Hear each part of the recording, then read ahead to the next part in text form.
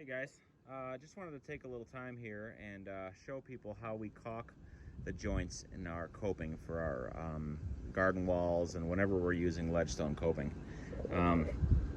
So the things you're going to need is, this is the caulk that we use. We've been using the same caulk for the last at least 5 years. I don't have a single job that I've had to go back and redo anything on. Sherwin-Williams Powerhouse caulk. And for the buff color, we always use the antique white. They have other colors. We've used the gray before when we did Unilock Natural Stone Coping, the Stone Cliff gray color. We used a gray caulk for that, and that worked out nice. Like I said, not a single issue we've had with this. And basically what we're doing is when we do our coping, we like to leave like this 1/4 inch, between an eighth and a 1/4 inch gap.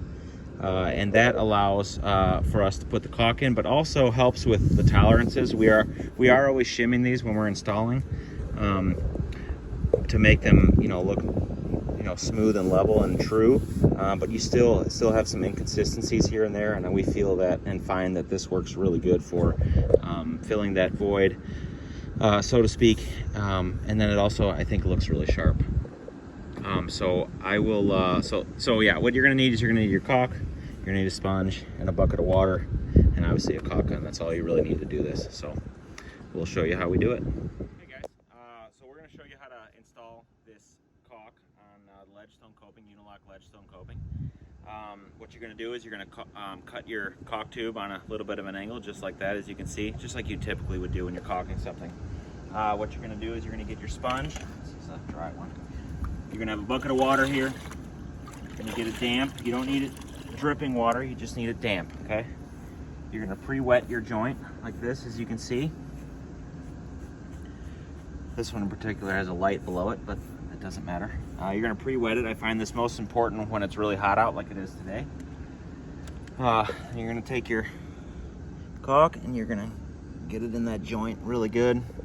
So you can see you're getting it in there at least 1/2 inch, 3/4 of an inch, letting it get all down in there. And it doesn't need to be super pretty. Don't worry about it getting on top of the cap or anything. You'll see why. There's no reason to tape this off. Start from up here. Just really push it in there. Now what you're gonna do is you're gonna take your damp sponge that you had before. You're gonna just work it back and forth like this. Kind of tools it in there, makes it look smooth. A little bit of that way, a little bit this way. Same thing in the front.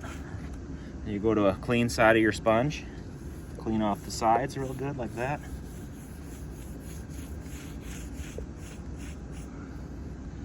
Another clean side. Sometimes I go back to the bucket, rinse out your sponge. So you can see it comes out of the sponge as you get it wet and then squeeze it. It cleans the sponge out real good. You can come back, clean it off, everything that gets on there. Pre-wetting helps a lot with it sticking to the top. So I encourage you to do that.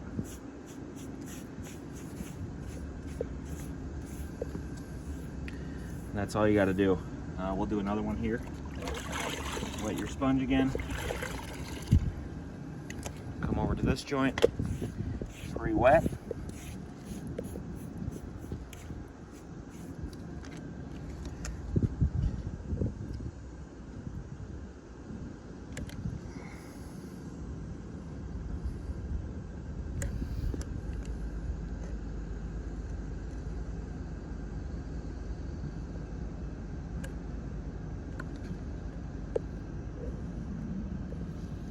I've been doing this on Ledgestone Coping for the last 5 to 6 years.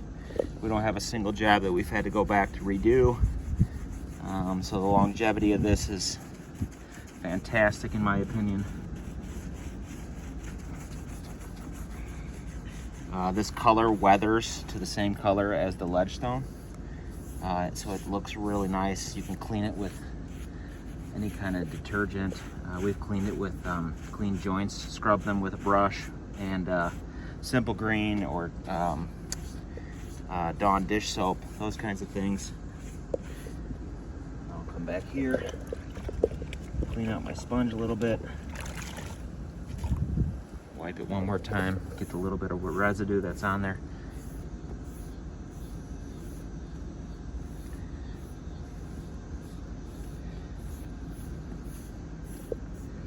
And that's it. So thanks for watching, and I hope this helps you guys. And that's how you caulk your joints on Ledgestone Coping.